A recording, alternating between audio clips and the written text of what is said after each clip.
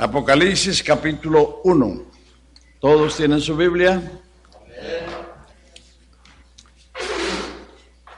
La revelación de Jesucristo que Dios le dio para manifestar a sus siervos las cosas que deben suceder pronto, y la declaró enviándola por medio de su ángel a su siervo Juan.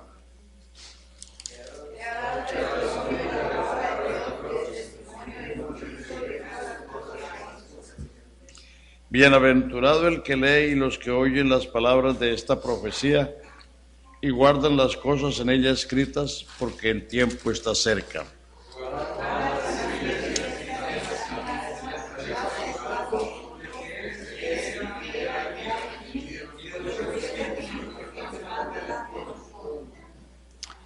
Y de Jesucristo, el testigo fiel, el primogénito de los muertos y el soberano de los reyes de la tierra, al que nos amó y nos lavó de nuestros pecados con su sangre.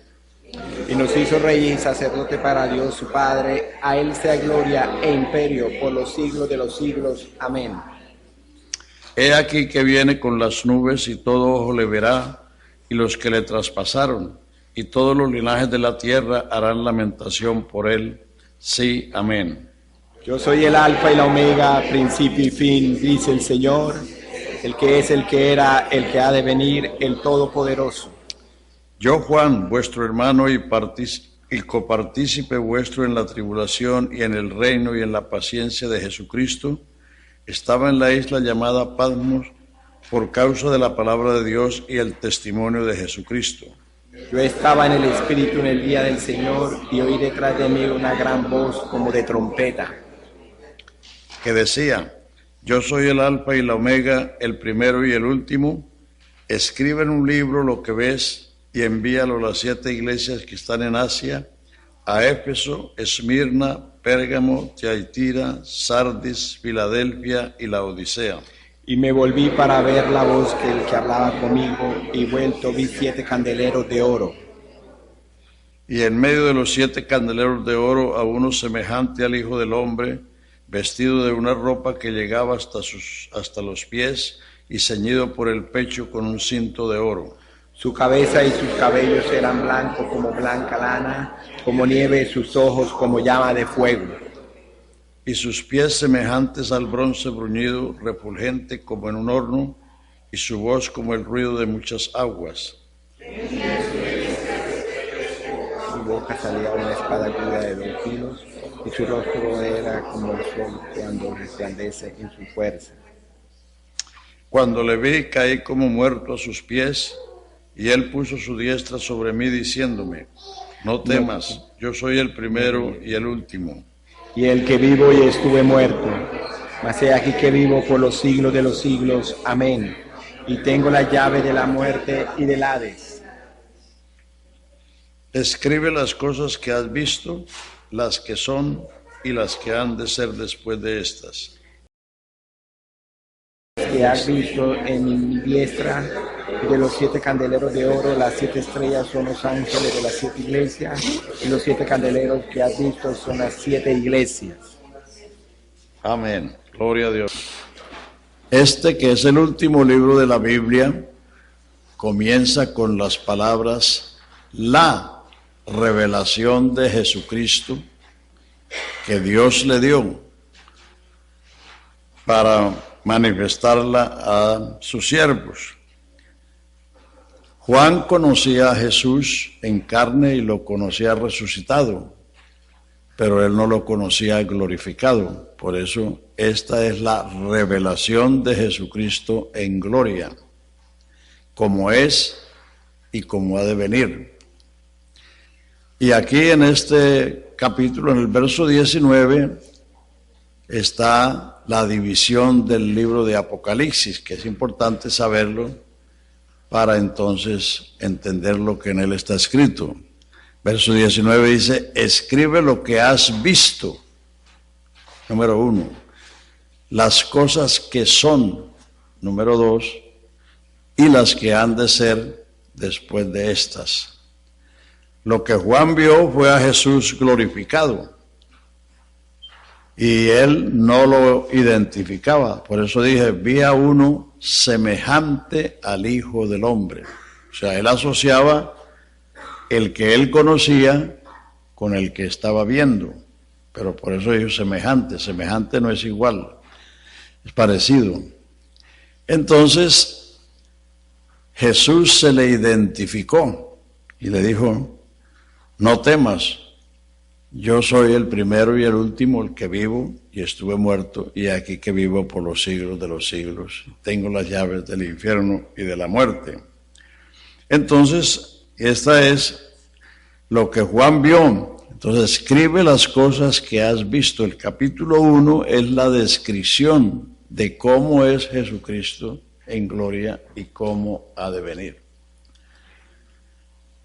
Las cosas que son están escritas en los capítulos 2 y 3, donde está la condición de las 7 iglesias que habían en la provincia de Asia, que no eran las únicas, sino las que fueron escogidas para describir su condición y así describir también las diferentes etapas que la iglesia pasaría a lo largo de la historia. El capítulo 4 comienza con estas palabras: después de estas cosas, después de la historia de la iglesia, vi una voz como de trompeta que me dijo: sube acá y te mostraré las cosas que han de ser después de estas. O sea, todo lo que está en Apocalipsis 4 en adelante, es lo que sucederá después del recogimiento. Voy a contestar la pregunta que hizo el hermano André anoche, porque es importante saber esto. ¿Cuáles son las razones por qué la iglesia no va a pasar por la gran tribulación? Porque como les dije al principio, los seguidores del calendario maya están anunciando que en 2012 el mundo se va a acabar. Y una iglesia de California está anunciando que ahora en mayo viene el Señor y se va a acabar el mundo también, cuando el mundo todavía le faltan más de 1000 años de existencia. Hay que pasar por el milenio y todo eso. Entonces, por eso es importante que sepamos por qué la iglesia no está esperando eso y no va a pasar por eso. Número 1, las declaraciones escriturales. Hay declaraciones que determinan eso. Romanos 5:9 dice: mucho más estando ya justificados en su sangre, por él seremos salvos de la ira. La gran tribulación es la ira de Dios sobre el mundo pecador. En uno de los apartes de Apocalipsis dice que los grandes y los poderosos orarán a las peñas y a los montes, diciendo: caed sobre nosotros y escondeos en el trono, porque el gran día de su ira es venido, y quién podrá estar firme o quién podrá estar en pie delante de él. Entonces, la gran tribulación es la ira de Dios sobre el mundo. Y Romanos 5:9 dice: mucho más, o cuanto más, estando ya justificados en su sangre, por él seremos salvos de la ira.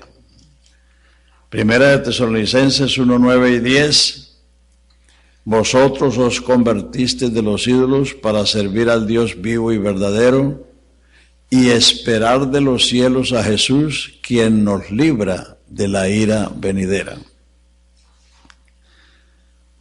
Primera de Tesalonicenses 5:9: porque no nos ha puesto Dios para ira, sino para alcanzar salvación por medio de nuestro Señor Jesucristo. Apocalipsis 3:10: por cuanto has guardado la palabra de mi paciencia, yo también te guardaré de la hora de la prueba que viene para probar a los que moran en la tierra. Esas son las escrituras que son declaraciones que el Señor libra a la iglesia de la ira. Número 2, los antecedentes históricos. Hay unos antecedentes históricos que son evidencia también de eso. Enoc, séptimo desde Adán, Génesis 5:24, dice, caminó Enoc con Dios y desapareció porque lo llevó Dios. O sea, Dios traspuso a Enoc antes del diluvio, o sea, antes del juicio. Noé fue salvo pasando por el juicio. Ahí están los dos, la iglesia y Israel. Enoc es una figura del recogimiento. Tercero, los capítulo 19 de Génesis, cuando los ángeles llegaron a Sodoma para sacar a Lot, dice que hacían fuerza a Lot y a su familia según la misericordia de Dios para sacarlos. Y cuando los sacaron de Sodoma, les dijeron los ángeles, huye por esta llanura hasta que llegues a Zoar, porque nada podemos hacer hasta que llegues a Zoar, hasta que estuvieran seguros. O sea que el juicio sobre Sodoma y Gomorra fue, primero el Señor sacó a los suyos. Cuarto, el juicio de Dios sobre Egipto. El juicio cayó sobre la tierra de Egipto, pero en la tierra de Gosén, donde estaban los israelitas, ellos no sufrieron los juicios. El granizo mató el ganado de Egipto, pero en la tierra de Gosén no cayó granizo. Cuando en Egipto había tinieblas, en Gosén había luz, porque Dios siempre hace diferencia entre su pueblo y el mundo impío. Entonces son antecedentes históricos y de ellos hablan los apóstoles. De ellos hablan Judas, versículo 5, segunda de Pedro 2, 7 al 9. Ahí habla de estos antecedentes. Segunda de Pedro del 5 al 9.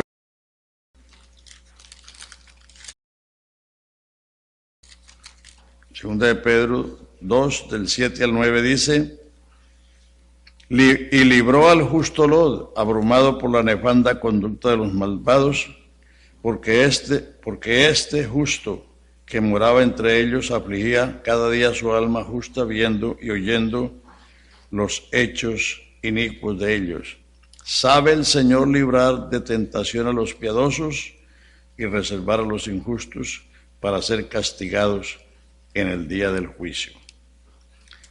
Y Judas, que es el penúltimo libro, versículo 5, mas quiero recordaros que ya una vez lo habéis sabido, que el Señor, habiendo salvado al pueblo, sacándolo de Egipto, después destruyó a los que no creyeron. Esos son antecedentes históricos, o sea que el Señor siempre ha salvado a su pueblo antes de descargar el juicio sobre los impíos. Tercero, la iglesia es el cuerpo de Cristo y Cristo es la cabeza. ¿Será que Él va a derramar su ira sobre su propio cuerpo? Claro que no.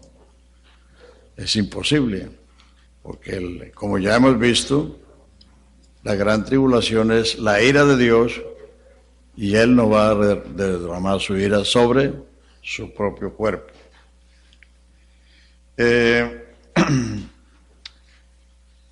Los antecedentes de Juan.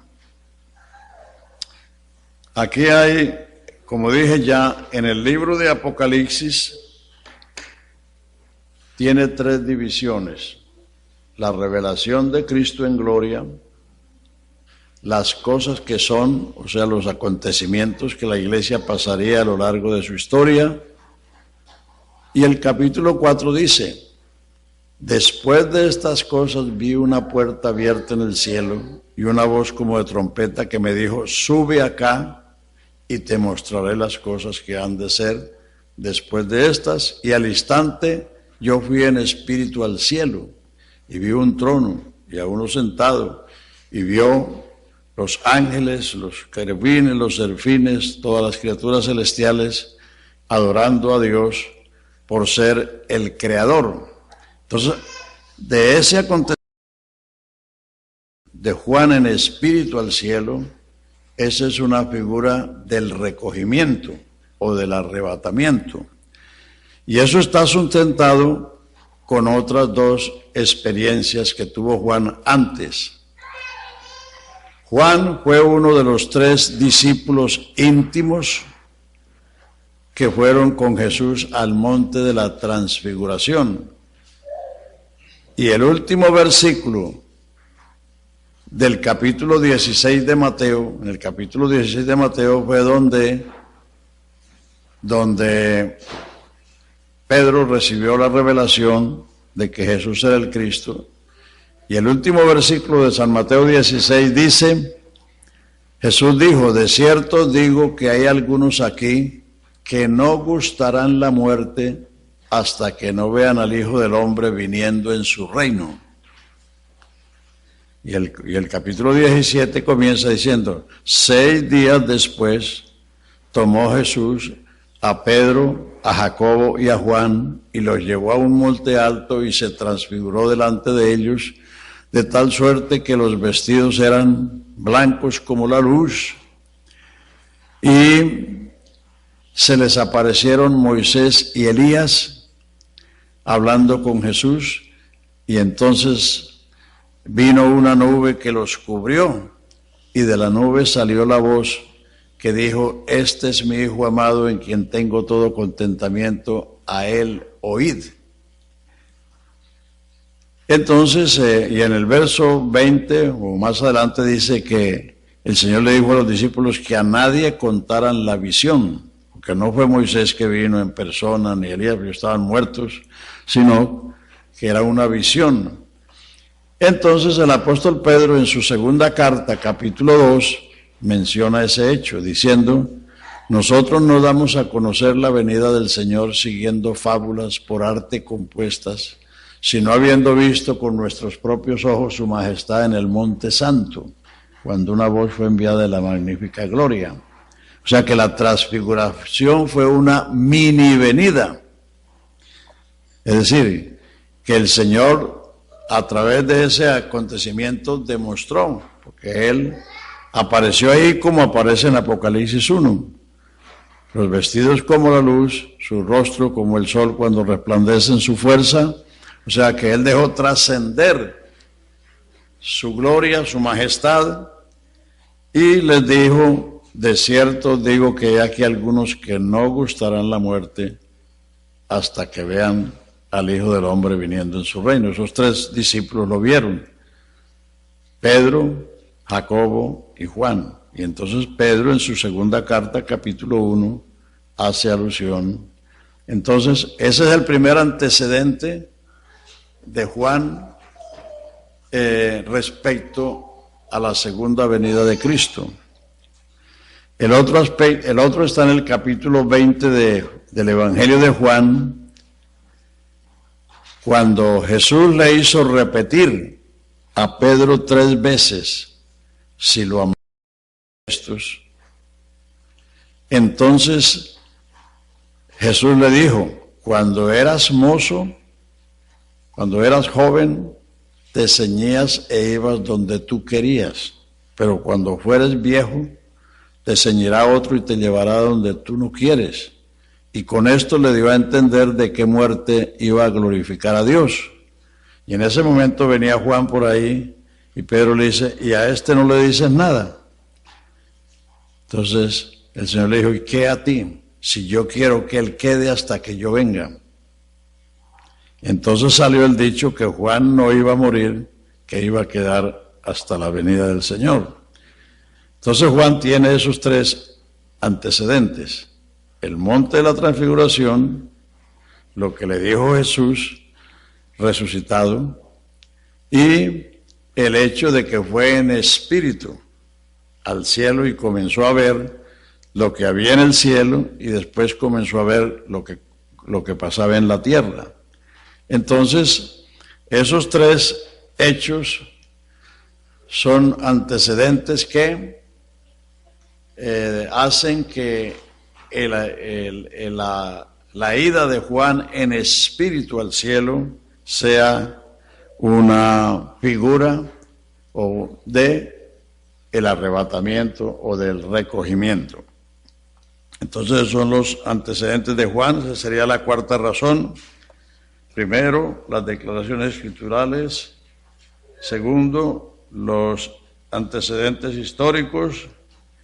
Tercero, el hecho que Él no va a derramar su ira sobre su propio cuerpo. Y cuarto, los antecedentes de Juan. Quinto, la iglesia desaparece en el capítulo 4 y solo reaparece en el capítulo 19, donde... O sea, el capítulo 4 es una figura de la ida de la iglesia y de ahí en adelante se está hablando de Israel, no de la iglesia. O sea, la iglesia desaparece de la tierra en el capítulo 4 y reaparece en el capítulo 19, cuando leíamos anoche, oí una voz del cielo que decía: aleluya, gocémonos y alegremos porque han llegado las bodas del Cordero y a la esposa se ha dado que se vista de lino fino blanco. Todo lo que hay entre esas dos partes se refiere a Israel, no a la iglesia. Entonces, la gran compañía que está en el capítulo 7 de Apocalipsis no está en la tierra, sino en el cielo. Vi una gran compañía que nadie podía contar, de todo pueblo, tribu, lengua y nación, vestidos de ropas blancas y con palmas en sus manos, que estaban delante del trono y en la presencia del Cordero. Y entonces preguntaron: ¿quiénes son estos y de dónde han venido?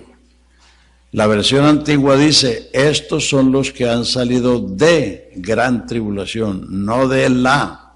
O sea, esta es la versión que le puso el artículo. En la antigua versión dice: estos son los que han salido de gran tribulación.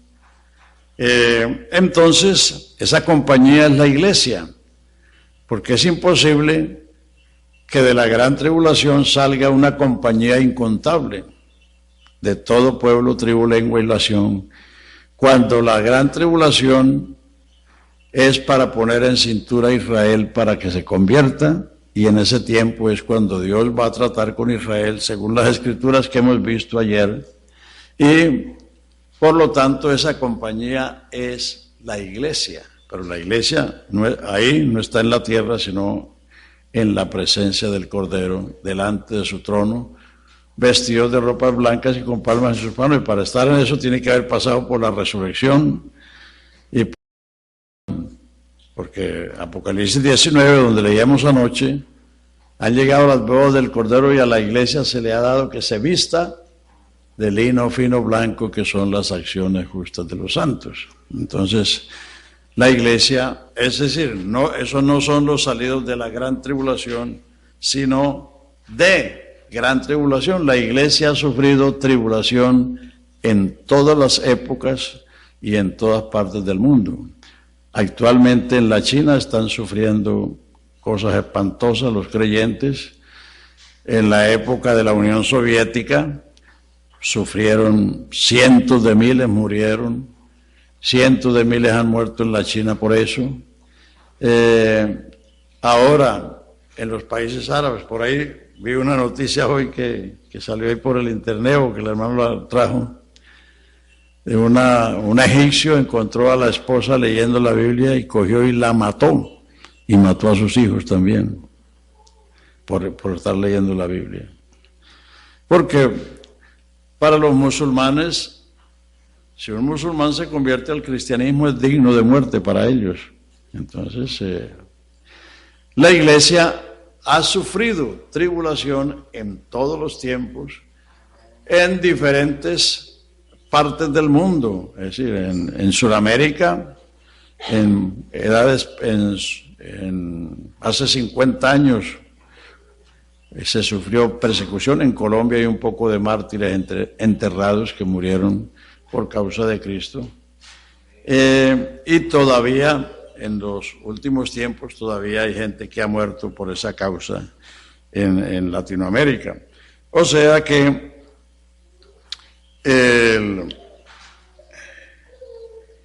ese es otro hecho. ¿Cuántos llevan? 5. ¿Con este? A ver, las declaraciones escriturales 1, los antecedentes históricos 2, el que el Señor no va a derramar su ira sobre su cuerpo 3, los antecedentes de Juan 4, y que la iglesia, quinto, que la iglesia desaparece en el capítulo 4 de Apocalipsis y solo reaparece en la segunda venida de Cristo según el capítulo 19. Sexto,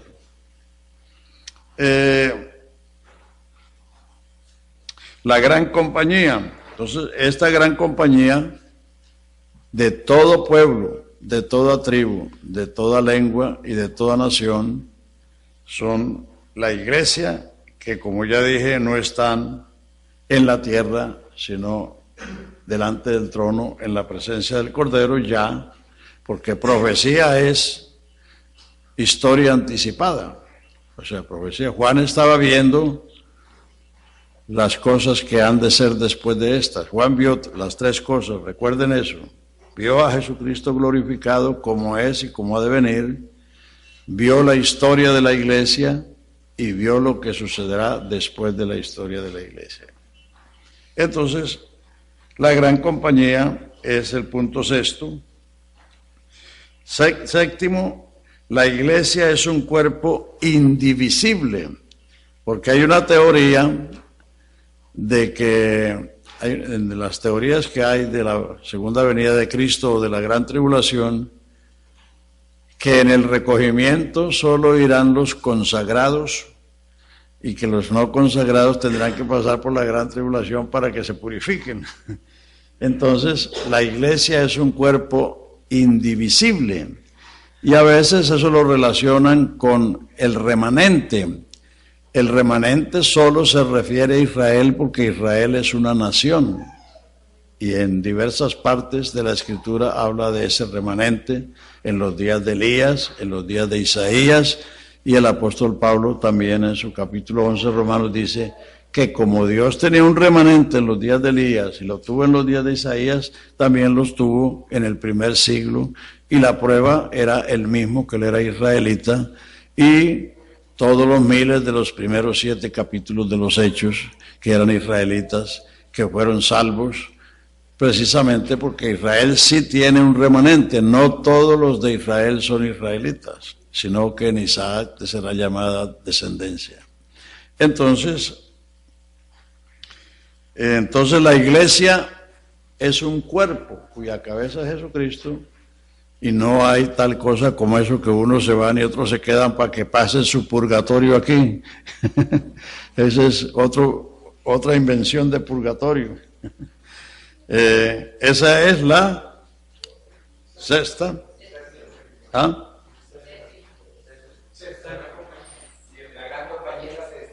Sí. Y los decapitados del Apocalipsis 24, ya lo dijimos ayer, cuando algunos leen que esos decapitados que recibieron facultad para reinar participaron en la primera resurrección, entonces piensan que la primera resurrección es después de la gran tribulación. Pero como les expliqué anoche, es que la primera resurrección tiene 3 etapas. Cristo el primero, luego los que son de Cristo y finalmente los decapitados de la gran tribulación. Mientras que la segunda resurrección es un solo hecho. Los otros muertos no tornaron a vivir hasta que sean cumplidos 1000 años. O sea, después del milenio es que va a venir el juicio final y entonces viene la condenación para los que no son de Cristo, porque los que son de Cristo ya tienen más de 1000 años de estar gozando del estado de gloria, porque desde el momento que somos transformados y arrebatados, ya estamos en ese estado de gloria y después viene el milenio. Entonces el juicio final es solamente para los que no son de Cristo. Bueno, ese es el otro punto, que sería el 7 o el 8, 7.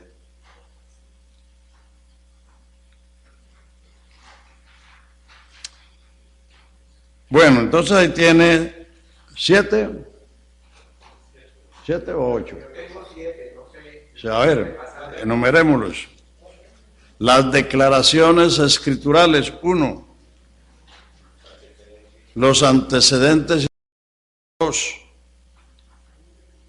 El hecho de que la iglesia es el cuerpo de Cristo y Cristo no va a derramar su ira sobre su propio cuerpo. 3. 4. Los antecedentes de Juan. 5.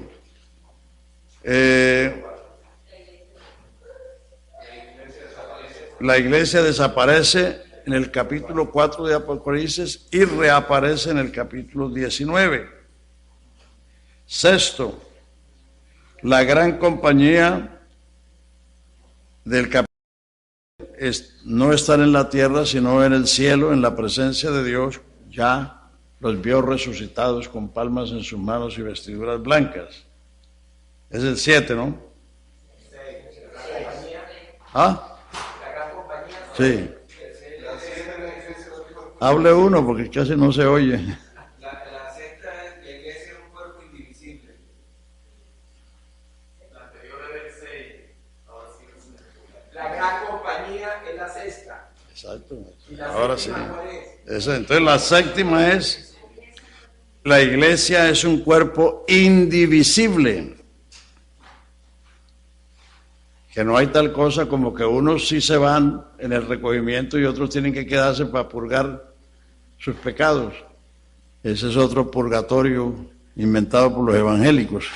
El primero fue inventado por los católicos, y ahora estos, porque la salvación no es por méritos.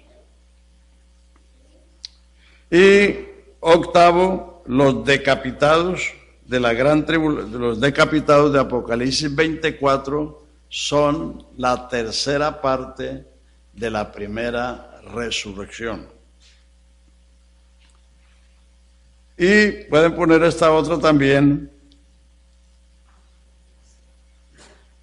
¿Habrán más salvos en la gran tribulación que en 20 siglos de predicación? Imposible. Imposible. Entonces, esos son razones suficientes basadas en la palabra de Dios para demostrar que la iglesia no va a pasar por la gran tribulación. Entonces, volviendo a Apocalipsis, capítulo 1 dice: la revelación que Dios le dio a su siervo Juan para anunciarla a sus hermanos. Entonces, el Señor comenzó diciendo: yo soy el alfa y la omega, el primero y el último. Y entonces dice ya el que es, el que era, el que ha de venir, el Todopoderoso. Entonces,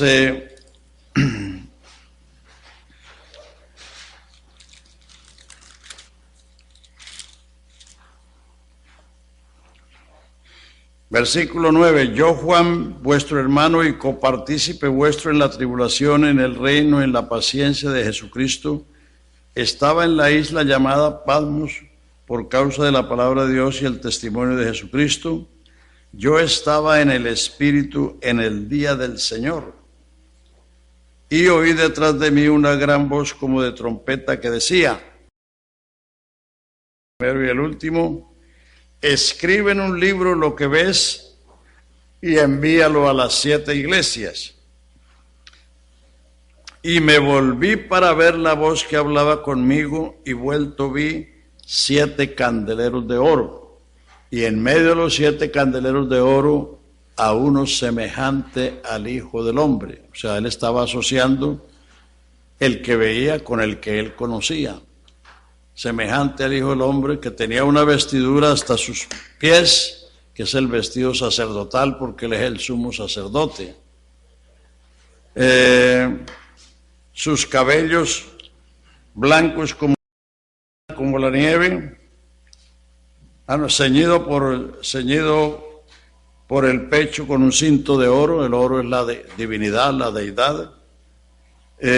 Su cabeza y sus cabellos blancos como la blanca lana, como la nieve, porque él es el anciano de días. Sus ojos como llama de fuego, porque él es el omnisciente, que todo lo escruta.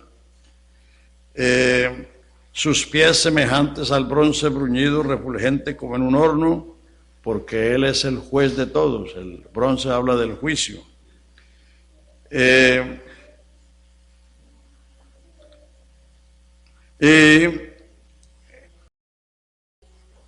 Sus pies semejantes al bronce bruñido como un horno, su voz como el ruido de muchas aguas, que es la voz del Todopoderoso. Tenía a su diestra 7 estrellas, y de su boca salía una espada aguda de 2 filos, y su rostro era como el sol cuando resplandece en su fuerza. Y cuando le vi, caí como muerto a sus pies, y él dijo: no temas, yo soy el primero y el último, el que vivo y estuve muerto, y aquí que vivo por los siglos de los siglos. Amén. Juan no se fue de espaldas. Ningún santo en toda la historia se ha ido de espaldas ante la presencia del Señor. Los únicos que se fueron de espaldas fueron los enemigos de Jesucristo, Judas y su pandilla. Cuando llegaron al huerto a prender a Jesús, él salió y le dijo: ¿a quién buscáis? Y ellos dijeron: a Jesús de Nazaret. Y él le dijo: yo soy. Y se fueron de espaldas. Los que se fueron de espaldas delante del Señor. Todos los demás se han ido de cabeza. Abraham se postró, Jacob se postró, Moisés se postró, Israel se postró, Juan se postró. Todos los santos ante la presencia de Dios se postran. Los únicos que se fueron de espaldas fueron los enemigos de Jesucristo. Así que no se dejen deslumbrar por esos supuestos predicadores que tumban la gente, presumiendo de que tienen poder. Eso es completamente ajeno y contrario a las Escrituras. Ahí lee el capítulo 18 de Juan, ahí lea la historia y cómo lo que le pasó a la pandilla de Judas. Bueno, entonces Juan vio a Jesús en gloria. Juan lo conocía en los días de su carne, porque fue uno de sus discípulos y fue uno de los 3 discípulos íntimos, y además fue el discípulo amado. Lo conocía resucitado, pero ahora esta es la descripción de Jesucristo en gloria, como Él es y como Él ha de venir, el que es, el que era, el que ha de venir, el Todopoderoso. Y el Señor le dice: escribe lo que ves y envíalo a las 7 iglesias. Sí, para que la iglesia sepa cómo es Él. Él no está montado en un burrito, ni está en la canoa, ni está en el pesebre, ni está en la tumba, ni mucho menos en la cruz. Él pasó por todo eso, pero Él no está, Él está sentado en el trono del universo como el Señor de todos, el Señor de la gloria, el Rey de los siglos, el Rey de los santos, el Rey de la gloria. Entonces, Apocalipsis 1 es la descripción de Jesucristo, como Él es, como ha de venir. Los capítulos 2 y 3 que habla de estas 7 iglesias, de esas 7 congregaciones, hubo 5 que fueron censuradas y 2 que no fueron censuradas. La única que no, 2 que no fueron censuradas fue la de Esmirna, que quiere decir amargura, porque estaban pasando por una cruenta persecución, y el Señor les dijo: sé fiel hasta la muerte, y yo te daré la corona de la vida. Y la otra, que no fue censurada, fue la de Filadelfia, que quiere decir amor fraternal, y le dice que por cuanto has guardado mi palabra, tienes un poco de poder y no has negado mi nombre. Vamos a mirar esa que es la iglesia fiel. Apocalipsis 3, versículo 7. Escribe al ángel de la iglesia en Filadelfia: esto dice el santo, el verdadero, el que tiene la llave de David, el que abre y ninguno cierra, y cierra y ninguno abre. Yo conozco tus obras. He aquí que he puesto delante de ti una puerta abierta, la cual nadie puede cerrar, porque aunque tienes poca fuerza, has guardado mi palabra y no has negado mi nombre. He aquí yo entrego de la sinagoga de Satanás a los que se dicen ser judíos y no lo son, sino que mienten. He aquí que yo haré que vengan y se postren a tus pies y reconozcan que yo te he amado. Por cuanto has guardado la palabra de mi paciencia, yo también te guardaré de la hora de la prueba que ha de venir sobre el mundo entero para probar a los que moran en la tierra. A esta iglesia se le prometió una puerta abierta, y esa puerta abierta es la de Apocalipsis 4, la puerta de la esperanza. Una puerta abierta en el cielo y una voz que dice: sube acá y te mostraré las cosas que han de ser después de esta. Eso lo dice el santo, el verdadero, el que tiene la llave de David, el que cierra y nadie abre, y el que abre y nadie cierra. Las otras 5 todas estaban infectadas. La de Éfeso había perdido el primer amor, las otras tenían la doctrina de los Nicolaitas, la doctrina de Balaán y la doctrina de Jezabel. La otra se creía viva y estaba muerta. Y la última, la Odisea, es el gobierno del pueblo. La iglesia donde el pueblo gobernaba tenían a Jesucristo afuera de la puerta, porque el que toca una puerta no está afuera, no está adentro, está afuera. He aquí yo estoy a la puerta y llamo. El que toca la puerta no está adentro. Entonces la iglesia de la Odisea, que quiere decir el gobierno del pueblo, donde la gente es la que manda. El pastor tiene que hacer lo que la gente manda. Esa iglesia echó a Jesucristo diciendo: yo estoy rica, me he enriquecido, no tengo necesidad de nada, pero no conocía que era una miserable, pobre, ciega y desnuda. Porque si no tenía a Jesucristo, no. El que pierde a Jesucristo se queda en la inopia. No sé si todos entienden eso. En la ruina. Bueno, entonces, ahí tienen una idea de lo que es el libro de Apocalipsis. Por eso usted ve en todos los otros capítulos que habla del santuario, que habla de la mujer que estaba embarazada con las 2 estrellas, que es Israel. Todo lo demás se refiere a Israel. Porque en este libro está la descripción de la iglesia hasta el recogimiento, y luego sigue el trato de Dios con Israel. Bueno, esa creo que está respondida la pregunta, hermano André.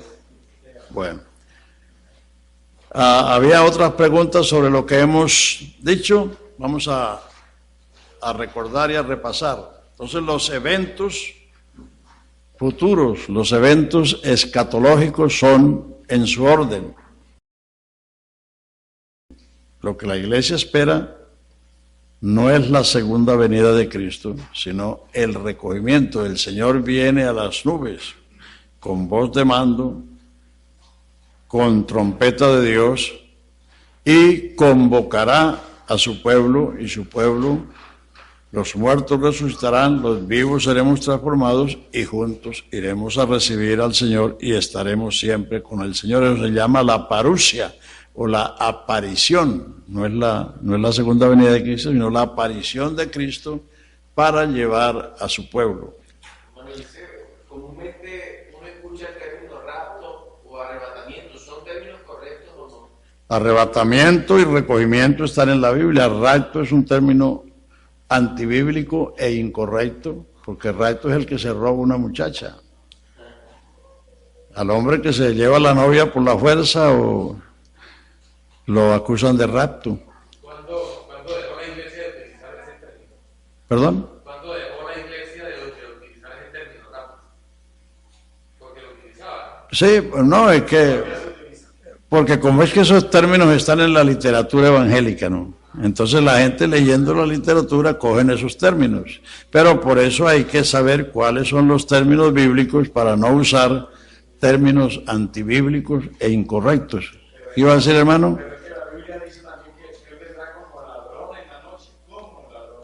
Sí, pero eso es el día del Señor, no es el recogimiento. O sea, cuando dice que Él vendrá como ladrón, se refiere al día del Señor, el día del juicio. Dice, cuando digan paz y seguridad, vendrá sobre ellos destrucción repentina como los dolores a la mujer y no escaparán. Y el día de Cristo es el de los galardones. Eso. Entonces, ¿iba a decir algo más? Póngase de pie, hermano, para que lo oigan.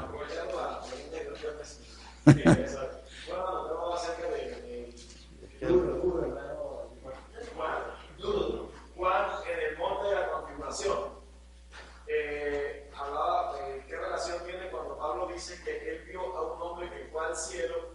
Dice del Espíritu, no sé si era de resultado. Eso no fue en el monte de la transfiguración. En el monte de la transfiguración solo fue Pedro, Juan y Jacobo. Pablo dice en 2 de Corintios que por las revelaciones dice, conozco un hombre. Si en el cuerpo no lo sé, o si fuera del cuerpo no lo sé, que fue hasta el tercer cielo y oyó palabras que no le fue permitido hablar. Eso fue Pablo. O sea, él se está hablando de sí mismo, pero para no decirse Pablo, él dijo, yo conozco un hombre que fue al tercer cielo, lo mismo que le pasó a Juan. Pero el tiempo fue diferente, porque a Pablo le sucedió eso dentro de su ministerio público.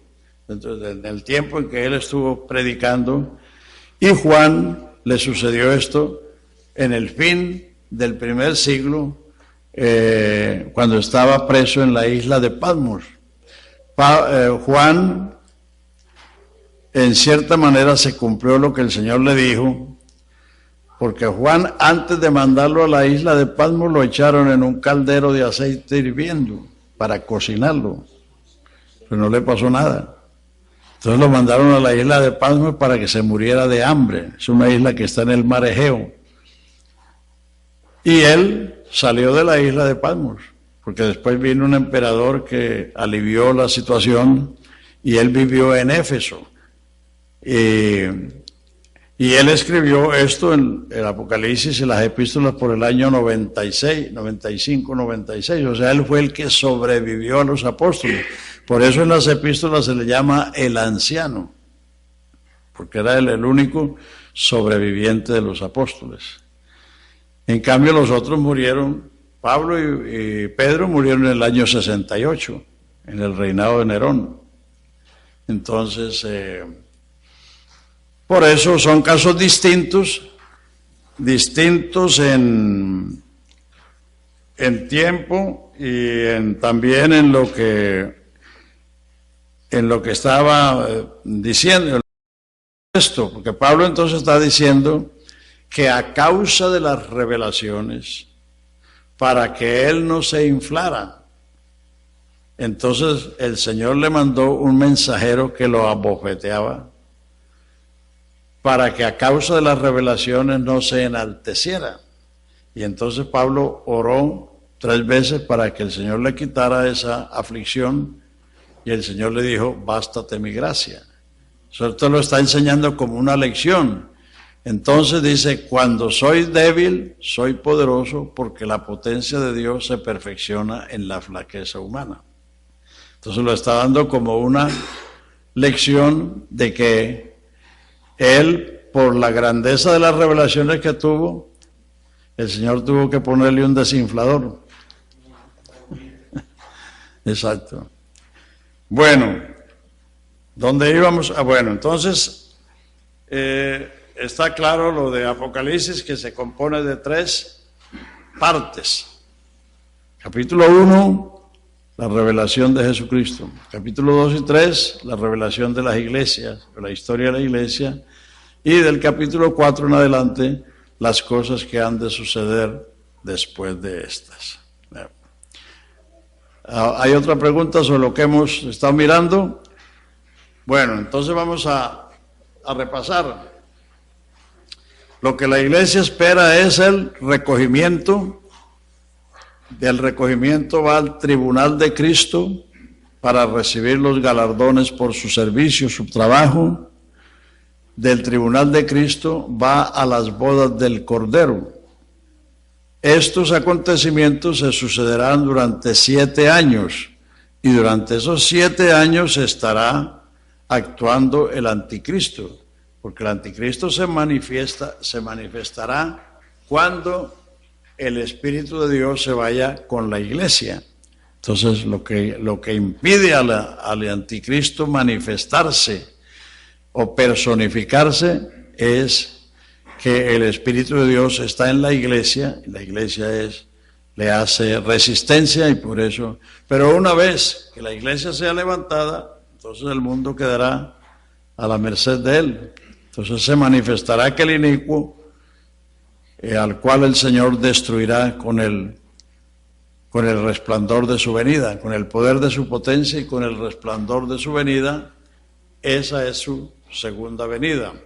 Entonces, en la segunda venida de Cristo, que es lo cuarto, recogimiento, tribunal de Cristo, bodas del Cordero, la segunda venida de Cristo es para salvar a Israel, que está gimiendo por la tribulación,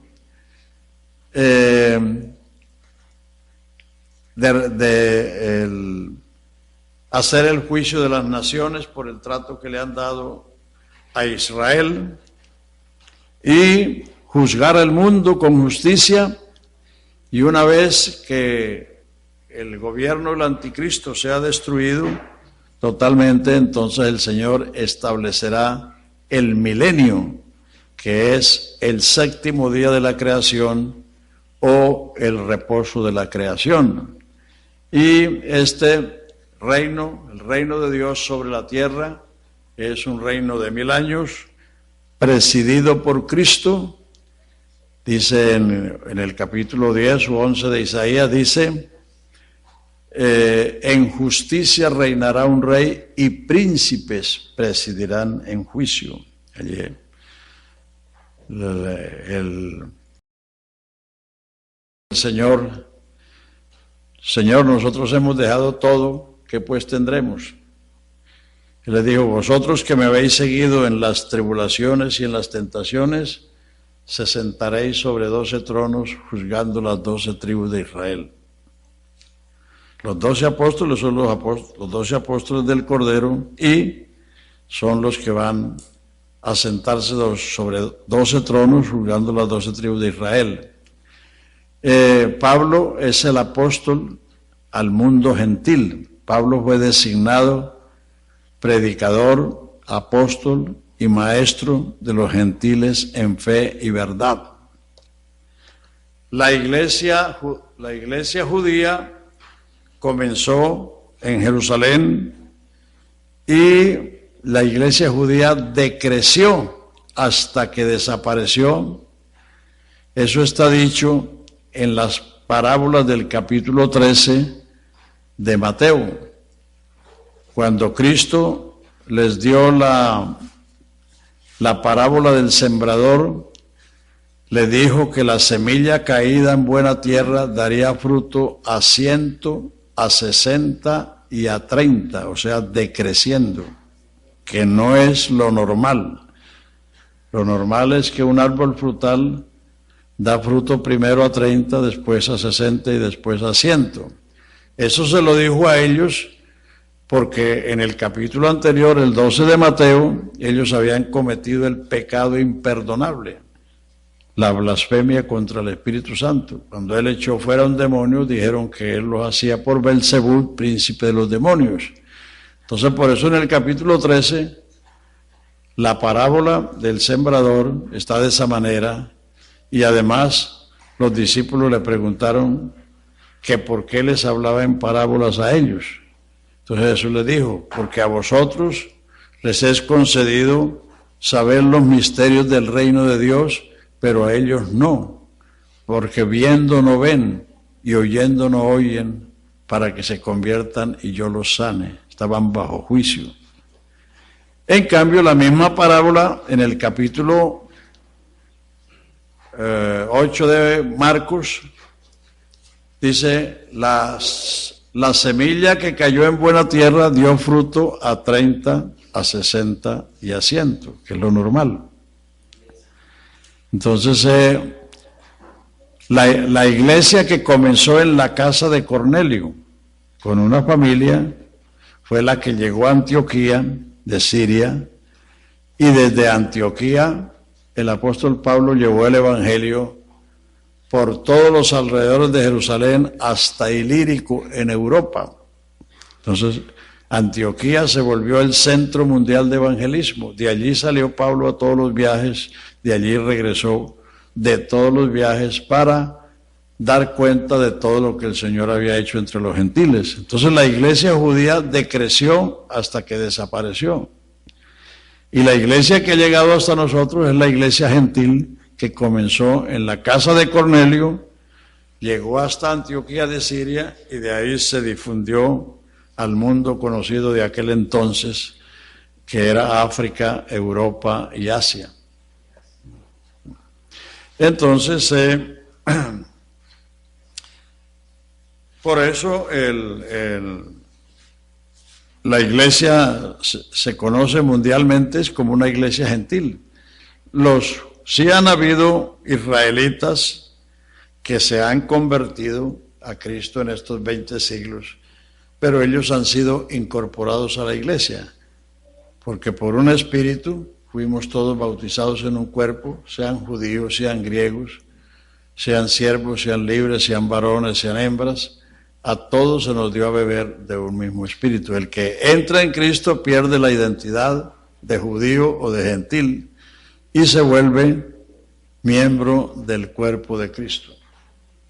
Hermano Eliseo, mi esposa, ella me preguntaba algo en la casa, y era que durante el milenio, como las cosas van a ser restauradas, los niños que nazcan en el milenio y que bueno, no estuvieron en toda esa historia antes, tendrán posibilidad de alcanzar salvación o no. Claro que sí, hermano. Entonces eso me preguntaba ella, ¿verdad? Es decir, es que el milenio es el hecho en que Dios va a demostrar que solo bajo el cetro de Él el hombre va a encontrar la justicia, la paz, la libertad, la prosperidad. Ninguno de los gobernantes, ninguno de los imperios que han transcurrido a lo largo de la historia ha logrado eso, porque es un imposible para el hombre, porque el hombre es pecador, es injusto, no puede producir un reino de justicia, de paz y de gozo. Entonces en el milenio toda la gente que nazca va a nacer en el reino de Dios. No va a haber diablo que los tiente, no va a haber necesidades que los induzcan a pecar, pero entonces al final del milenio habrá una prueba, el diablo será suelto y saldrá para engañar a la gente. Los que se dejen engañar y se sumen al diablo para Cristo y sus santos que gobiernan el mundo en Jerusalén, entonces el fuego del cielo caerá y los matará. Los otros entrarán en la nueva creación, claro, porque han nacido en el reino de Dios. Claro. Es que El reino de Dios, como les expliqué, como dice Romanos 14, 17, el reino de Dios es justicia, paz y gozo en el Espíritu Santo. No es un lugar, es un estado que se vive bajo el gobierno de Jesucristo. Entonces, el milenio es la materialización de ese reino sobre toda la creación. Por eso nosotros somos las primicias de esa creación, de la nueva creación. Porque ahora los únicos que estamos en el reino de Dios es la iglesia que está bajo el gobierno de Jesucristo. Y en el milenio, no solamente la gente, sino que la creación va a ser redimida y se va a vivir entonces en el reino de Dios. Sin embargo, eso no es argumento para que alguno planee sobrevivir a la tribulación y entrar al milenio y ponerse la pila a ella, ¿verdad? No, claro que no. En ninguna manera. Es decir, si uno no se salva con este río de gracia, teniendo a Jesucristo entre nosotros, se va a salvar teniendo al anticristo como Señor del mundo. Pero después con el diablo amarrado es más fácil. ¿Cómo? Con el diablo amarrado es más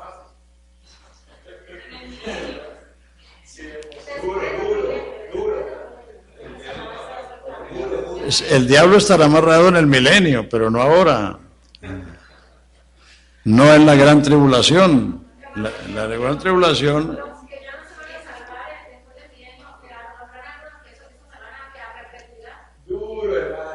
Póngase de pie, hermana, y hable claro.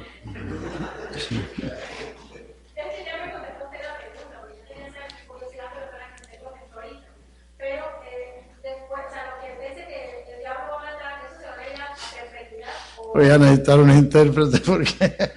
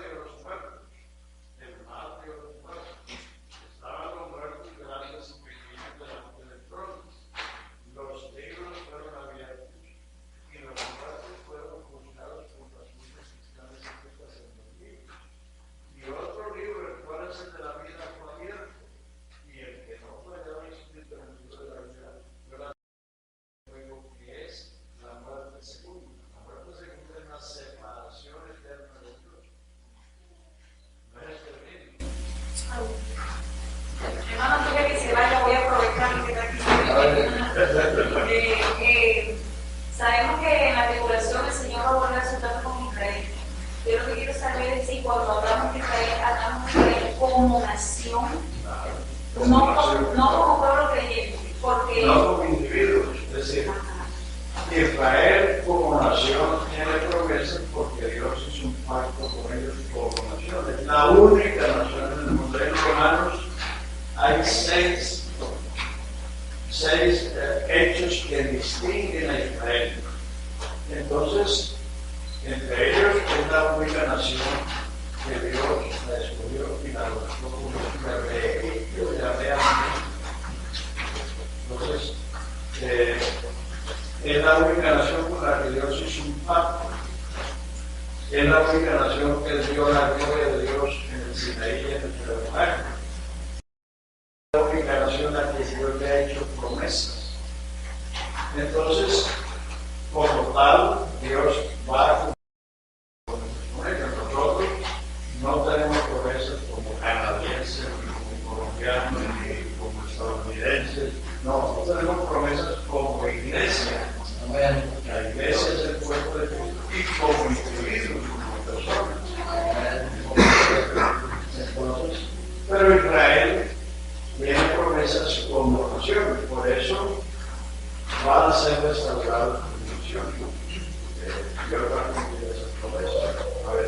correcto decir que somos el Israel espiritual? No, señor, es incorrecto.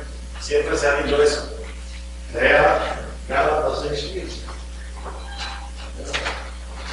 Esto quiere decir que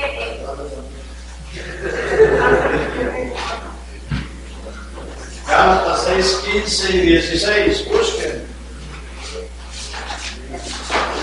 En Cristo ni la circuncisión ni la incircuncisión vale nada, sino la nueva creación.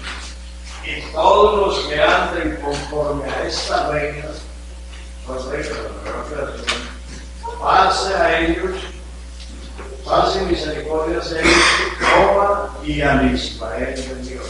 Esta es la diferencia entre la nueva creación y el Israel de Dios. Israel de Dios son el remanente de Israel, porque no todos los de Israel son israelitas.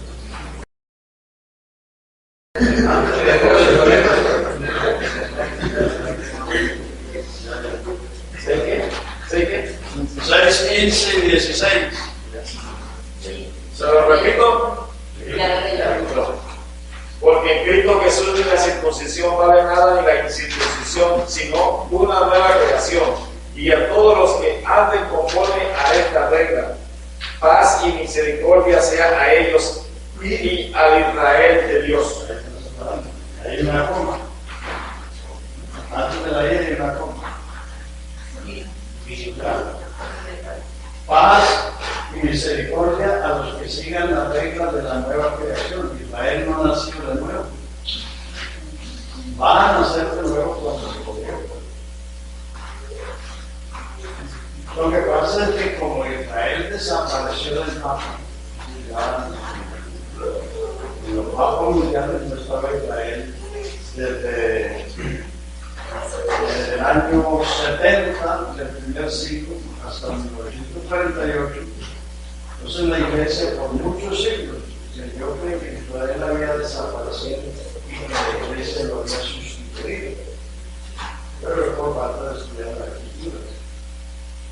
Porque Israel es un pueblo terrenal con problemas, con promesas terrenales.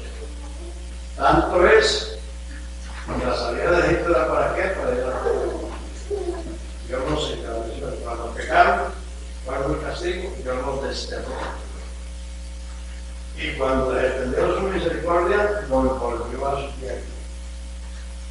Sobre los días de Nehemías y y ya en la era cristiana, Cristo dijo que ese templo no caería piedra sobre piedra. Cuando Egipto destruyó el templo y la ciudad de Jerusalén, los que no murieron fueron vendidos como esclavos. Y desde el año 70 del primer siglo hasta 1948, Israel no apareció en nada. Ni todavía se clasifica. Entonces, por eso Israel, la iglesia no es Israel espiritual. El Israel espiritual es el remanente de Israel. Porque los días de Elías se echó debajo de un negro pidiendo al Señor que lo matara. Porque ya tus profetas los han matado y a tus altares los han destruido y él dijo, ya no soy yo que me busca para quitarle la vida. Y la divina llevando a las rodillas a tenía su remanente. En los días de Isaías 1, si Jehová no nos hubiera dado un remanente semejantes a Sodoma y a Gomorra sería, que hubieran desaparecido. Y Pablo en el capítulo 11 de Romanos también dice que así como en aquel tiempo Dios tenía un remanente, en este tiempo dice, porque yo soy israelita y eso fue salvo y era predicador de la salvación. Y los primeros 7 capítulos de los Hechos, todos esos miles, los 120, los 3.000, los 5.000, la multitud de los discípulos, todos son de la salvación. Entonces, ese fue el remanente de ese tiempo. Y cuando el Señor venga, habrá un remanente que va a entrar en el milenio. Ahí leímos en Ezequiel, ayer, que Él los va a sacar de las tierras de los reconocidos, que los va a pasar bajo la mano. Dice, y los que se rebelaron contra mí en la tierra de las peregrinaciones, De la tierra de su peregrinación los sacaré, pero a la tierra de Israel no. Ese es el Israel espiritual. Yo tengo otra pregunta para Mateo. Porque, o sea, el Señor ha sido muy específico, es decir, que nos da un nombre nuevo y solo es el Señor Jesús es específico cuando dice que Él nos va a dar un nombre nuevo y solo lo vamos a saber Él y a cada uno a quien se lo dé. ¿Hay alguna objeción? No, yo no le pregunto el nombre, sino si hay una objeción ahí o por qué lo dice. Espera para que se lo dé, porque sí. Hasta ahora yo no conozco sino el de Jesús.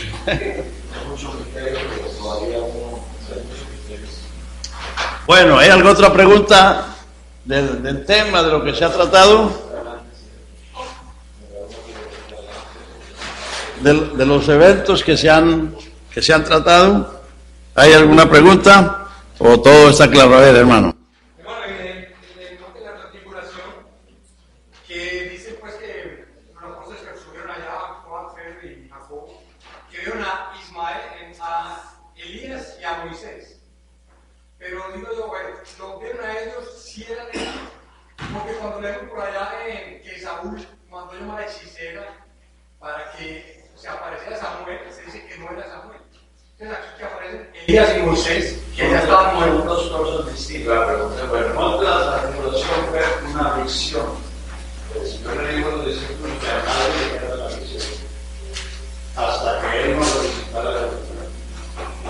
Una visión es algo que uno ve, pero no es la persona real.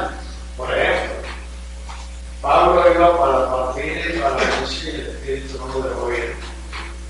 Entonces se acordó porque dice que de noche tuvo una visión de un varón macedonio que se ponía delante de él de paz y de duda.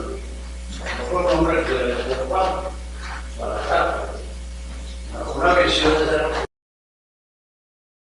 Pero eso no es la muerte ni el día de la muerte. Entonces, y porque la transfiguración tenía dos propósitos.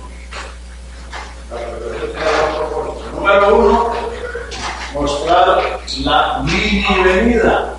O sea, eso fue una mini venida. Yo digo, de cierto, digo que hay algunos aquí que no gustarán la muerte hasta que vean al Hijo del Hombre viviendo en su reino. Y 6 días después, el hombre fue creado el día 6, está siendo recreado en sexta dispensación. 6 días después, tomó a Pedro, Juan y Jacobo, y lo tomó con él y se transfiguraron entre ellos. Le aparecieron Moisés y Elías, que son Moisés el representante de la ley y Elías el representante de los profetas. Y la voz que salió de la nube dice: este es mi hijo amado, a él oíd. O sea, que la ley y los profetas se iban a cumplir, como lo dijo Cristo en Mateo 11:13, todos los profetas en la ley hasta Juan profetizaron. O sea, allí en el Monte Santo, la voz que sale de la nube dice: este es mi hijo amado, a él oíd. Porque la ley y los profetas habían llegado a su cumplimiento. Entonces, y esa era una visión, no era Moisés. Yo complemento un poco la pregunta del hermano, porque es que en la muerte de Elías y de Moisés había sucedido mucho tiempo antes, o sea, digamos que sí, mucho tiempo atrás. Sí, mucho tiempo. Entonces la pregunta es: ¿cómo conocían Juan y para saber que realmente era Moisés y era Elías? Cuando yo Tenía que tener la visión tenía que tener alguna cosa que describiera a Moisés. Porque ellos, los israelitas, tenían a Moisés como lo máximo. Entonces, tenía que haber algún aspecto que le dijera que ese era Moisés y que el otro era Elías. Pero la finalidad de la transfiguración era esas dos cosas: una demostración de su segunda venida y que la ley y los profetas habían llegado a su cumplimiento, y de ahí en adelante hay que oír al que dijo la última palabra. ¿Se acabó?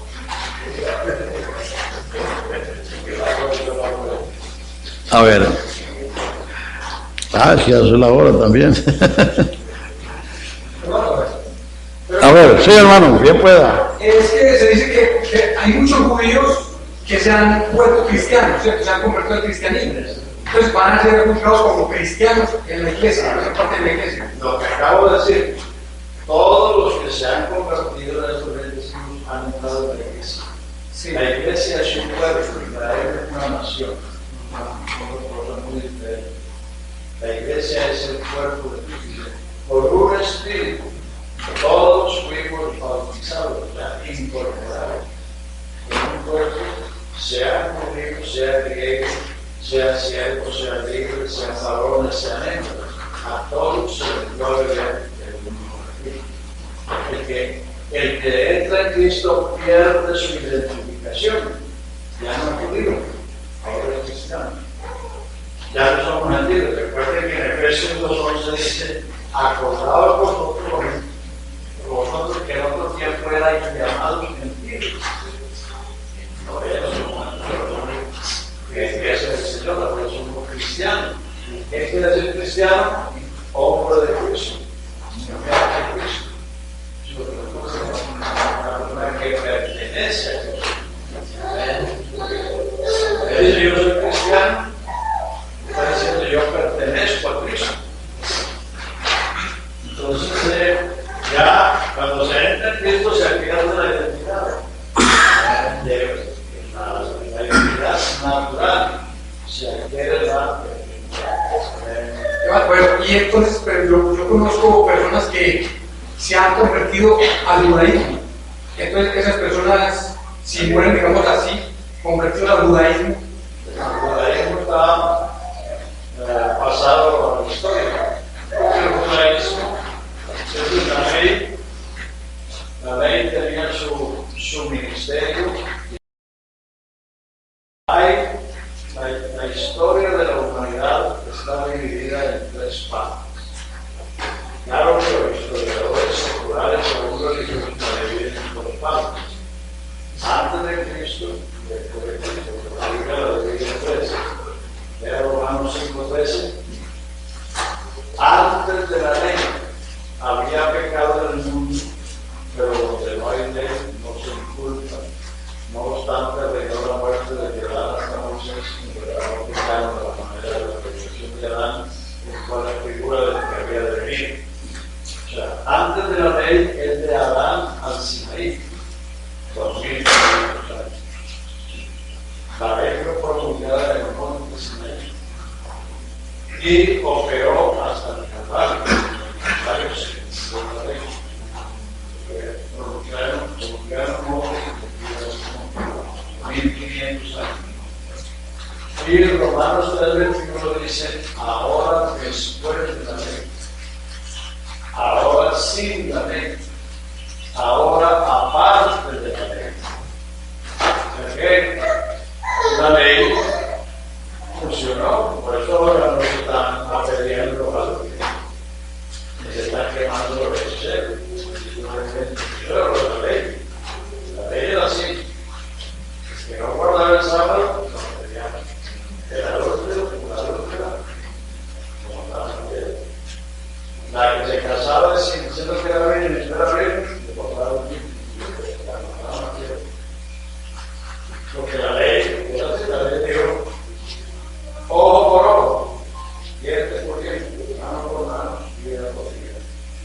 Cada pecado tenía un castigo. El asesino se le quedó morir. El hechicero, igual. El adúltero, la mitad. Y el que era declarado adúltero, colgado en una cruz. La que era la ley es el desastre más grande. Entonces, la ley tenía 5 funciones.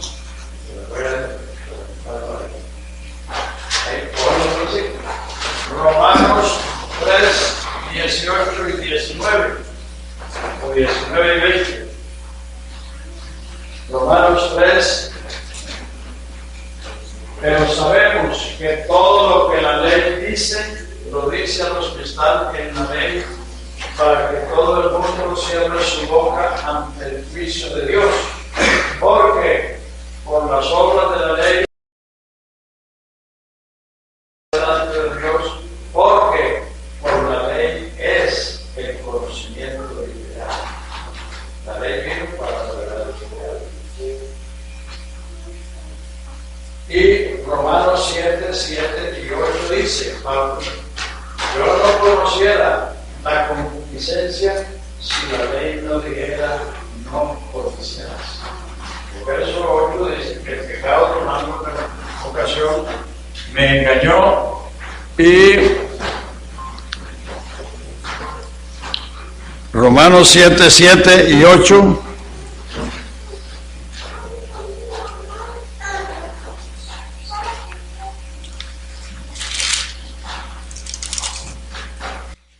Mas el pecado tomando ocasión por el mandamiento produjo en mí toda codicia, porque sin la ley el pecado está muerto. O sea, el pecado, la ley fue lo que agregó el pecado de Adán a Moisés era una naturaleza solamente, el hombre tenía la naturaleza de Adán, la naturaleza de pero el hombre no era transgresor, porque no había una ley que le dijera haga esto y no haga aquello, pero no era transgresor. No es cuando la ley vino, la ley manda y prohíbe. Manda ser lo bueno y prohíbe ser lo malo. Entonces, después de la ley, el hombre es pecador por naturaleza, transgresor por omisión, por acción, porque hace lo prohibido, por omisión, por voluntad. Entonces, después de ser ahí, el hombre estricto. Entonces, la ley vino para agravar el pecado. Romanos 5:20. Romanos 5:20. Para que el pecado abundase, y cuando el pecado abundó, sobreabundó la gracia, para que así como el pecado reinó para la muerte, la gracia reine por la justicia para la vida eterna por Cristo Señor nuestro. Hay muchos que han predicado mal ese versículo. Dice que a mayor pecado, más gracia. Donde abundó el pecado, abundará la gracia. Pero eso es lo que dice el versículo. Dice, la ley se introdujo para que el pecado abundase. ¿Y cuándo? No dónde. ¿Cuándo habla del tiempo? ¿Dónde habla del pecado? No ha predicado donde abunda el pecado, abunda la gracia, no es verdad. Una mala aplicación. ¿Cuándo habla del tiempo? La ley se introdujo cuando Dios vino al Sinaí, en llama de fuego, y habló como de fuego que hasta Moisés estaba espantado y aterrado. Y el pueblo se tuvo de una vez por nosotros. Entonces, la ley vino para agravar el hombre tenía la llaga de Adán, no sabía lo grave que era eso. Porque a donde el médico, porque tiene un síntoma. Y el médico le da con la noticia que lo que tiene un cáncer, la persona que morirse, porque no preveía que podía tener semejante mal. Entonces eso es lo que pasó en el Sinaí, por eso todo el mundo se puso verde. Y Moisés dijo que fue espantado y temblando. En ese caso, antes de la ley, ¿cómo se puede el pecado? Bueno, antes de la ley, dice Romanos, pero donde no hay ley, no se inculpa. Se supone que hubo juicios y condenación al pecado. Sí, pero no conforme a la ley. Porque la ley es una expresión específica. No haga eso. Pero en los periodos anteriores del pecado al diluvio, la gente vivía con conciencia. Del diluvio a la comunión de Dios por el gobierno humano. Noé estableció un gobierno y estableció unos principios. Y luego vino la dispensación de promesa, tierras, recibieron las promesas de Dios y vivieron y anduvieron conforme sus promesas. Ellos no estaban obedeciendo a la ley. Se puede creer o pensar que Dios juzgaba a los hombres por las leyes que los mismos hombres imponían, porque hubo leyes y códigos antes de la ley. Sí, claro. Es decir, en Romanos 2, donde están los 7 principios, cuando Dios juzgará al mundo, Dios dice que los que sin ley pecaron, sin ley serán condenados. Los que por la ley pecaron, por la ley serán juzgados. Los que no tuvieron ley, pero fueron ley a sí mismos, ese será el argumento que los acusará o los defenderá el día que Dios juzgará los secretos de los hombres por la ley. Amén. Mano, yo tengo una pregunta. Perdona, yo tengo una pregunta. Sí, pero no terminamos esto. Sí. ¿Iba a decir algo de la ley? Parecido. Vamos a terminar esto de la ley para que esté redondo. Entonces, la ley vino para revelar el pecado y para agravar el pecado. Antes de la ley era una naturaleza, después de la ley era una transgresión. Entonces, la ley y Segunda de Corintios 7, Segunda de Corintios 3, 7, ahí hasta el 18 se dice que el ministerio de la ley era un ministerio de muerte y condenación. La ley vino para condenar el pecado, condenar, agravar y condenar. Si el ministerio de muerte, grabado en piedras, fue con gloria, tanto que los hijos de Israel no tuvieron fijar la vista en el rostro de Moisés a causa de la gloria, la cual había de perecer, ¿cómo no será con gloria el ministerio del Espíritu? Si el ministerio de condenación tuvo gloria, ¿cuánto más glorioso será el ministerio de justificación? Fue glorioso, se habla de glorioso, en comparación a la gloria más eminente. Porque si lo que perece tuvo gloria, ¿cuánto más glorioso será lo que permanece? Pero teniendo tal esperanza, usamos de mucha franqueza y no como Moisés, que ponía un velo sobre su rostro, para que los hijos de Israel no fijaran la vista en aquello que había de ser abolido. Pero a ellos se les encontró el entendimiento, porque hasta el día de hoy, cuando ven a Moisés, el velo está puesto sobre el corazón de ellos. Pero cuando se conviertan al Señor, el velo se quitará, porque el Señor es el Espíritu, donde está el Espíritu del Señor, allí hay libertad, la libertad del ministerio de muerte y condenación de la ley. La ley vino para condenar el ministerio de la ley. La ley es una cárcel de 10 barrotes, donde Dios encerró a toda la humanidad bajo pecado. Ya lo hay en Gálatas 3:19. Gálatas 3:19 dice, ¿para qué sirve la ley? ¿Cuál es el oficio de la ley? ¿Cuál es el ministerio de la ley? Ustedes responden. La ley fue añadida a causa de las transgresiones hasta que viniese la simiente a quien fue hecha la promesa. Fue ordenada por medio de ángeles en la mano de un mediador. El mediador no es de uno solo, pero Dios es uno. Luego la ley es contraria a las promesas de Dios en ninguna manera, porque si la ley nada pudiera purificar, la primera bandurria, la justicia de la verdaderamente la ley. Mas la Escritura lo encerró todo bajo pecado, bajo condenación, que dice bajo pecado, para que la promesa fuese dada a los creyentes. Pero antes que viniese la fe en la promesa, estábamos encerrados, confinados, para aquella fe que iba a ser revelada. De manera que la ley ha sido nuestro alivio para traernos a Cristo. O sea, la ley es una cárcel donde Dios encerró a toda la humanidad. No quieren escaparse de la ley sin descubrir con los judíos. No, ellos fueron los receptores y los depositarios.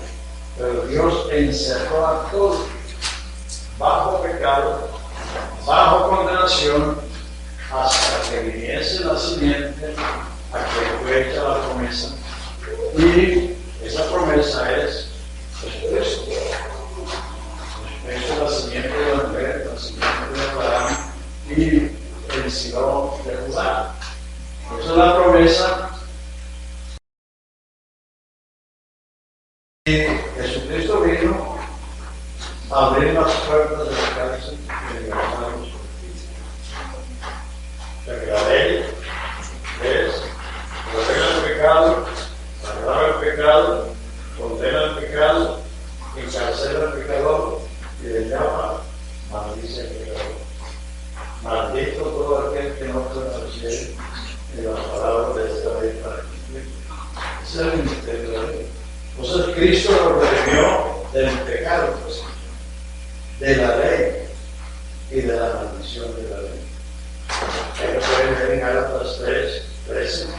Cristo nos redimió de la ley, esto fue maldición por nosotros, porque Cristo está maldito todo aquel que es colgado en un madero, para que la bendición dada a Abraham alcanzase a los gentiles, para que por la fe recibiésemos la promesa de Dios.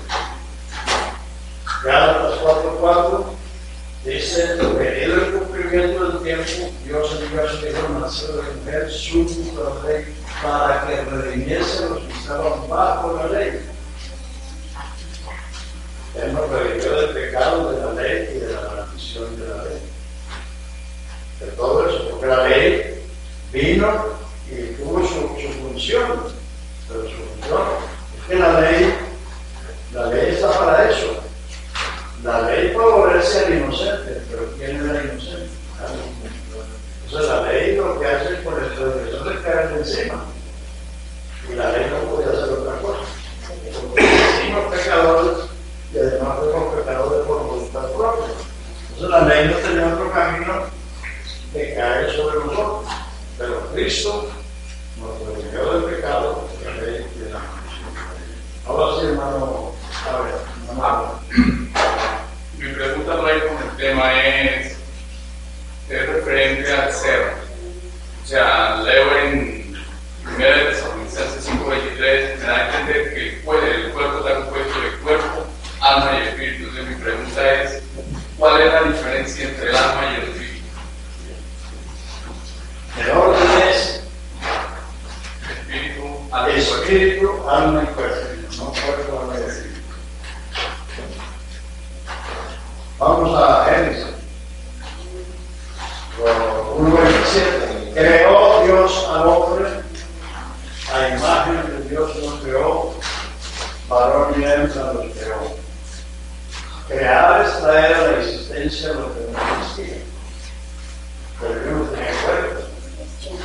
Entonces, capítulo 2 de Génesis dice: formó Jehová al hombre del polvo de la tierra, aventó en su nariz soplo de vida, y fue el hombre una persona, un ser viviente.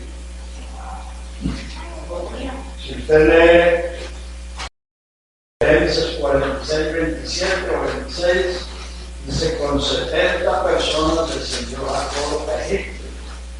En la versión antigua dice: con 70 años descendió Jacob a Egipto. Entonces, ¿qué aprovechará el hombre si granjea todo el mundo y pierde su alma? ¿O queda el hombre comprado? No está hablando de una parte de hombre, sino de todo el hombre. Entonces, lo que pasa es que en la Biblia se habla de una parte o de todo. Y hay solo 2 versículos solamente que hablan del hombre por partes. Primera de Tesalonicenses 5:23, sobre el espíritu, alma y cuerpo sean irreprensibles para la venida del Señor.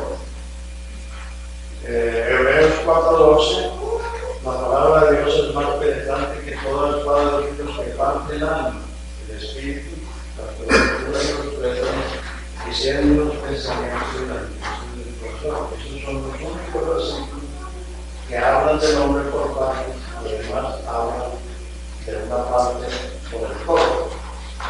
Descendieron 70 almas. Cuando usted va a predicar a las almas, usted va a predicar al hombre entero por una parte. Cuando usted dice se convirtieron 10 almas, ¿qué fue? 7 fantasmas que le convirtieron. No, 7 personas.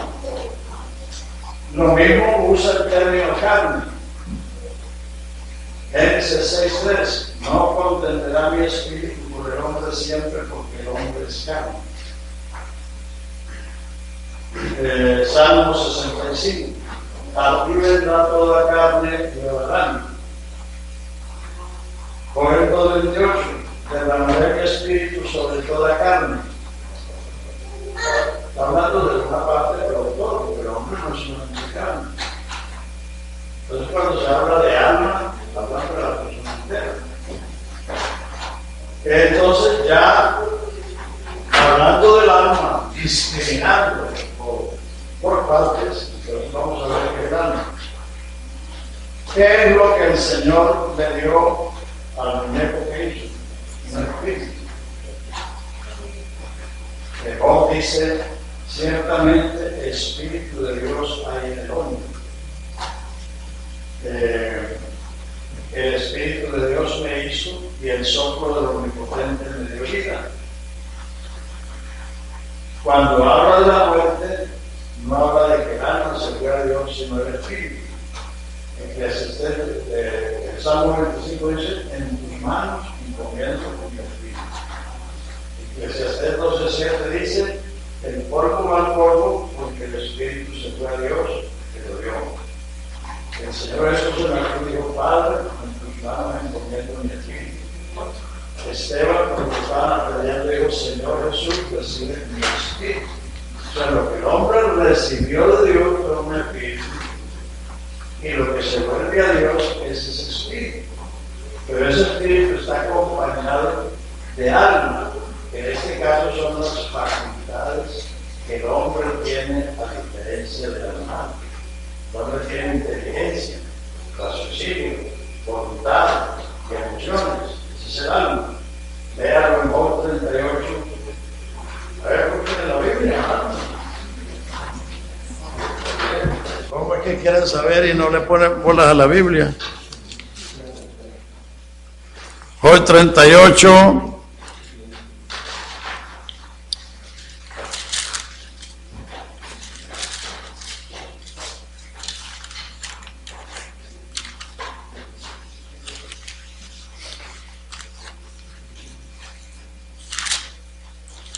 Job 38, 26 creo que es. 26. Sí, 26. No, 36 es. Job 38, 36. ¿Quién puso la sabiduría en el corazón o quién dio al espíritu inteligencia? Está preguntándole Dios a Job. De hecho, Dios está hablando con Job. Bueno, ¿quién puso la sabiduría en el corazón del hombre? ¿Quién dio inteligencia en el espíritu del hombre? Entonces, el alma son las facultades que el hombre tiene de diferencia del animal. Es decir, ese espíritu que Dios le dio al hombre está dotado de inteligencia, de raciocinio, de voluntad y de emociones. Eso es lo que es el alma. Fíjense que la Biblia dice, mi alma se alegra, mi alma se goza, mi alma está triste, mi alma se angustia. ¿Por qué se alegra usted cuando oye o ve una cosa buena? Porque entiende, sabe. ¿Por qué se aflige o se angustia usted cuando oye una mala noticia o cuando ve una tragedia? Porque sabe que está sucediendo. Pero para un caballo lo mismo es en el carnaval que en el funeral. El perro le bate la cola a su amo en el baile o en el velorio. Porque él no sabe lo que está pasando. Y se va a ver la prueba. Tiene perro.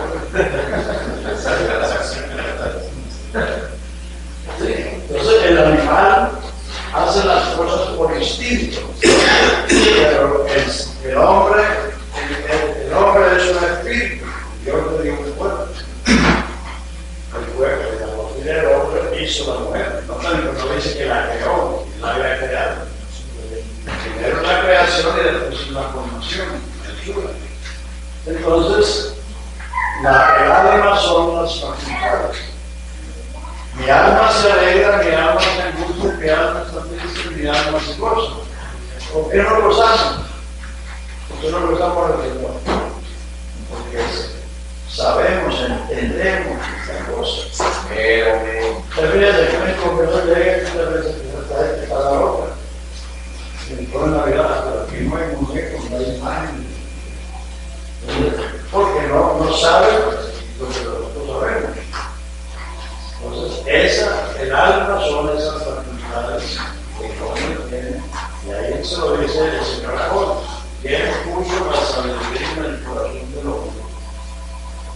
¿Y quién le dio inteligencia al espíritu del hombre? El espíritu inteligente tiene esa facultad. Y eso se va con el espíritu. Eso está funcionando el espíritu.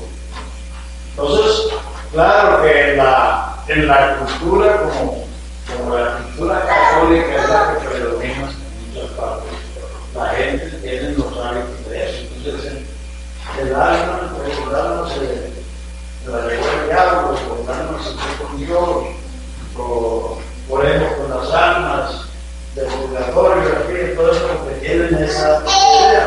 Porque la Biblia nos está diciendo que el alma se va a ir sobre el espíritu. En tus manos encomiendo mi espíritu. Señor Jesús, recibe mi espíritu, porque ese espíritu está dotado de alma. A ver, divertido. Hermano, es lo relacionado a lo que se dice que las Sagradas Escrituras fueron traducidas por organizaciones trinitarias. De ahí que se encuentran muchos versos en la Biblia o conclusiones acerca de la Trinidad y en algunos casos contrarios. ¿Qué decir en eso? No, las Escrituras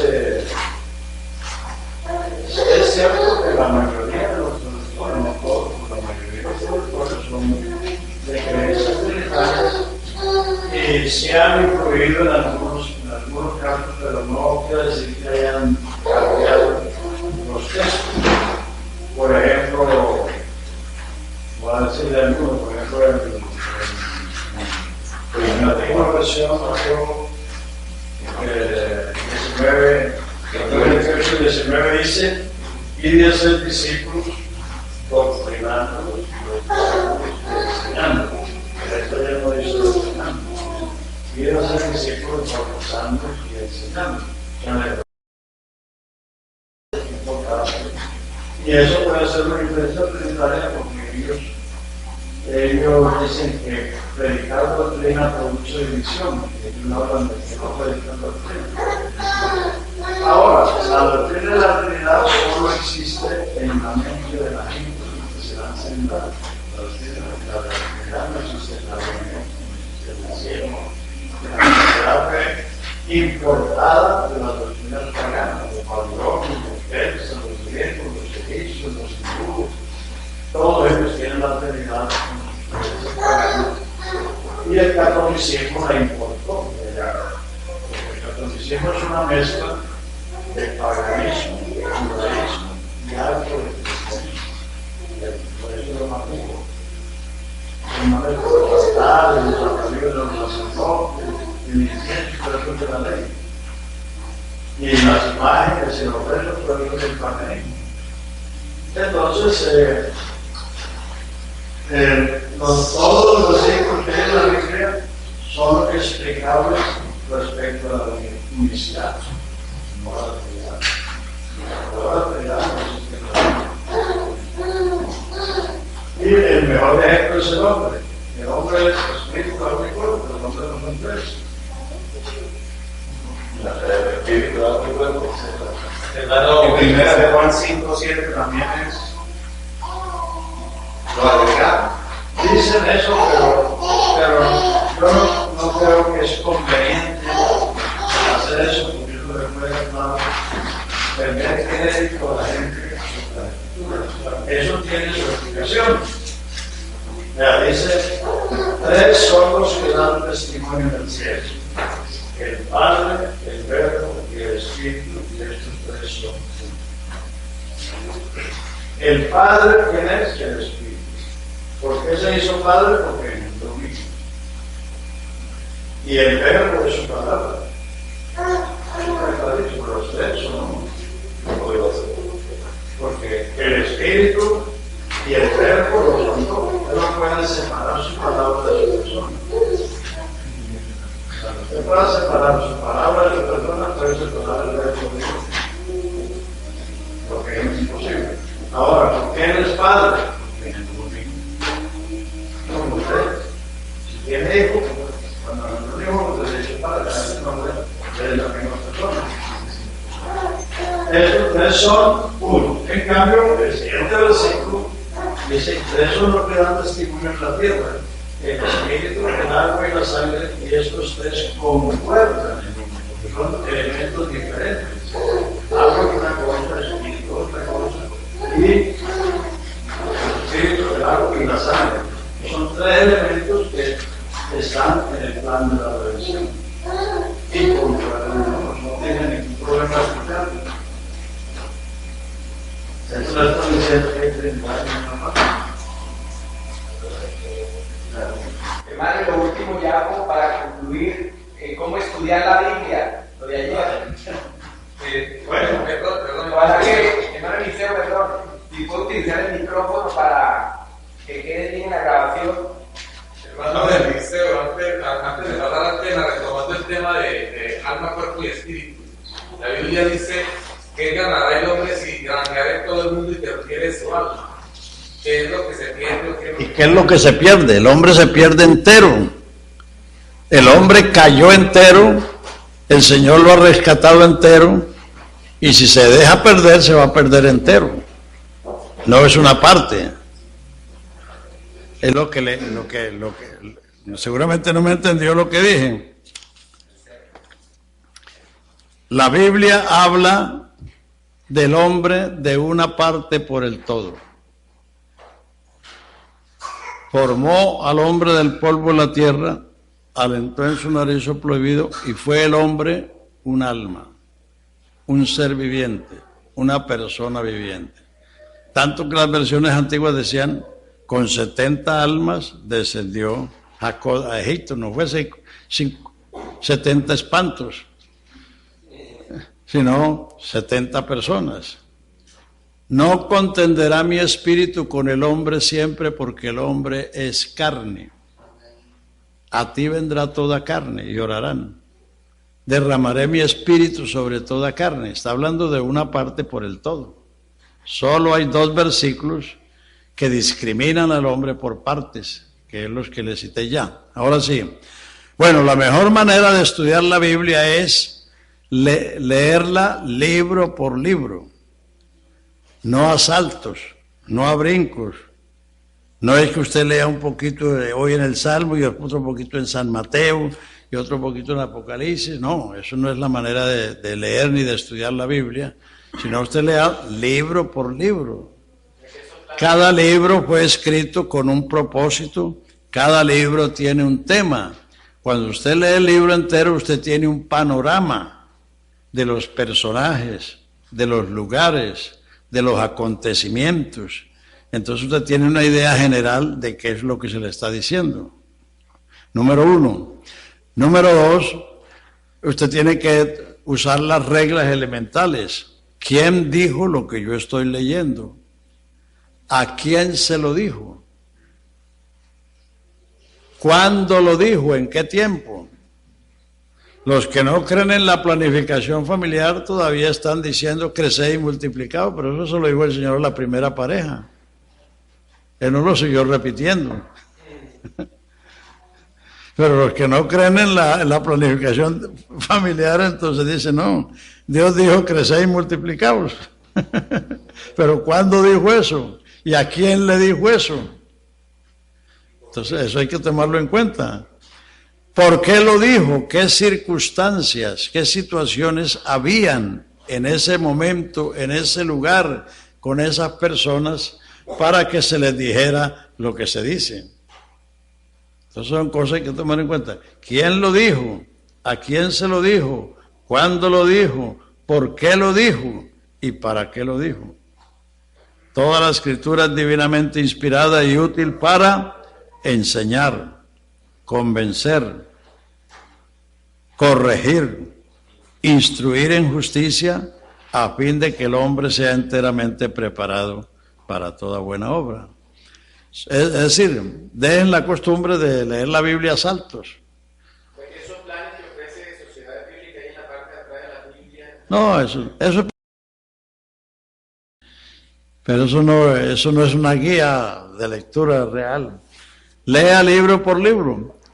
Es decir, los hechos es la historia de la iglesia en los primeros 30 años. Los evangelios es la vida de Jesús en sus 33 años que él estuvo en la tierra. ¿Usted quiere saber todo lo que él dijo? ¿Cómo vino al mundo? ¿Qué hizo? ¿Cómo se fue? Lea el evangelio.